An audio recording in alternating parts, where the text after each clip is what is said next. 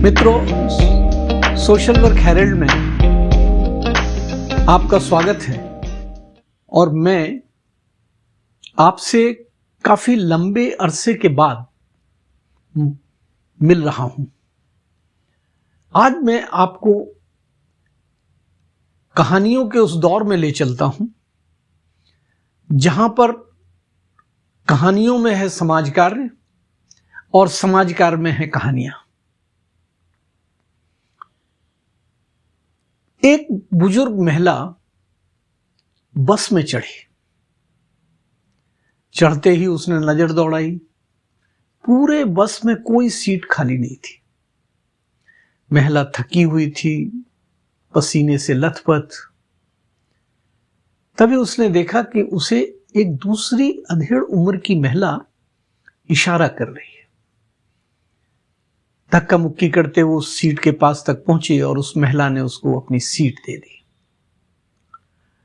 उसने धन्यवाद बोला, आशीष दिए और वो अपनी सीट पर बैठ गई। थोड़ी देर बाद उसके बगल की सीट खाली हो गई। तो उसने उस महिला की ओर देखा कि तुम आओ और बैठ जाओ, लेकिन उस महिला ने भीड़ में खड़े हुए एक बुजुर्ग को वो अपनी सीट पर बैठा दिया। बस फिर चल पड़ी। थोड़ी देर बाद सीट फिर खाली हुई। अब की बार उस महिला ने वहां पे एक बच्चे को बिठा दिया जो बड़ा बस्ता लिए हुए था, स्कूल से आ रहा था, थका हारा था। क्रम चलता रहा, लोग उतरते रहे, सीट खाली होती रही और वो महिला खड़ी रही और अपनी सीट किसी न किसी को ऑफर करती रही। आखिर में गंतव्य से कुछ दूर पहले बस काफी खाली हो गई। बुजुर्ग शिक्षिका ने उस महिला से पूछा कि बस इतनी बार सीट खाली हुई बस में और तुम हर बार अपनी सीट किसी न किसी और को देती हो, तुमको थकान नहीं होती? तुम्हारा मन नहीं करता कि तुम भी सीट पर बैठ जाओ? वो अधेड़ महिला मुस्कुराई। उसने कहा, माता जी, मन तो मेरा भी करता है कि मैं बैठ के जाऊं, लेकिन मुझे लगता है कि मेरे से ज्यादा जरूरत दूसरे लोगों को है। मैं गरीब हूं, पढ़ी लिखी भी नहीं हूं, मेरे पास रुपया पैसा भी नहीं है। मेरा मदद करने का तरीका थोड़ा सा अलग है। मैं बस लोगों को सीट दे देती हूं, मुझे लगता है कि मैंने उनकी मदद की। लोग मुझे उसके बदले में धन्यवाद देते हैं, मैं प्रसन्न हो जाती हूं। उनका धन्यवाद मेरे लिए आशीर्वाद है। मेरे पास समय भी नहीं है, तो मुझे जब भी समय मिलता है मैं कुछ ना कुछ ऐसा करती रहती हूं जिससे लोगों का भला हो जाए। मैं खाना खाती हूं तो बचा कुचा खाना, थोड़ा सा खाना अपने हिस्से में से पक्षियों को दे देती हूं। राह में जाते हुए कोई पत्थर पड़ा हुआ है तो मैं उसे हटा देती हूं। कोई पानी मांगता है, उसे पानी पिला देती हूं। मेरी इतनी ही हैसियत है और मैं अपनी हैसियत के हिसाब से लोगों की मदद करती हूं। मेरा मदद करने का तरीका अपना है और मैं खुश होती हूं। मुझे नहीं पता कि मुझे इससे कोई सफलता मिलती है, लेकिन मुझे इससे संतुष्टि मिलती है और संतुष्टि तो मेरी अपनी है।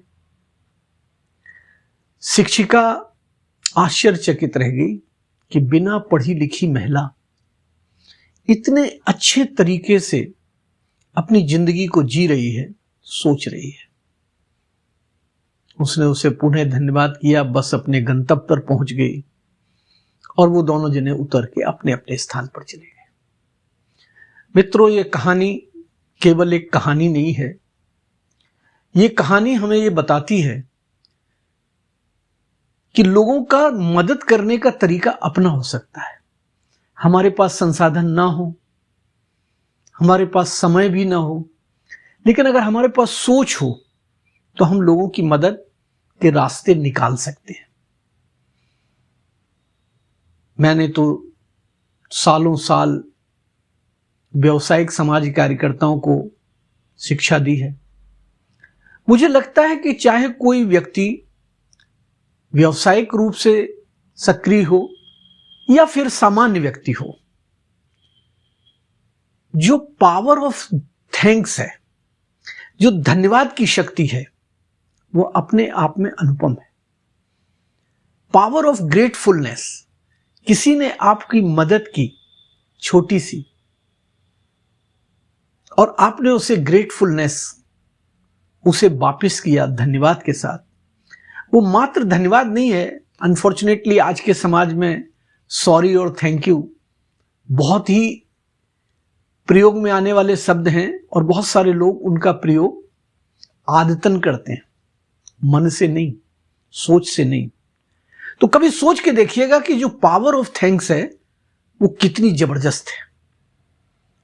चाहे सोशल वर्कर हो, चाहे सामान्य व्यक्ति हो, हमें अपने काम के तरीके में इस पावर का इस्तेमाल करना है।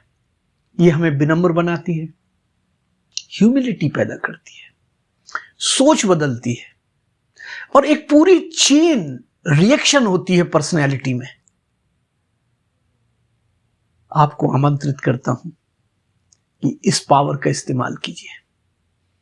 करके देखिए, आपके चेहरे की मुस्कुराहट बहुत बढ़ जाएगी। समाज कार्य हेरल्ड में आप जुड़े, आपको ये कहानी कैसी लगी? अभी नहीं, जब इसका आप प्रयोग कर लें तो हमें जरूर लिखिएगा।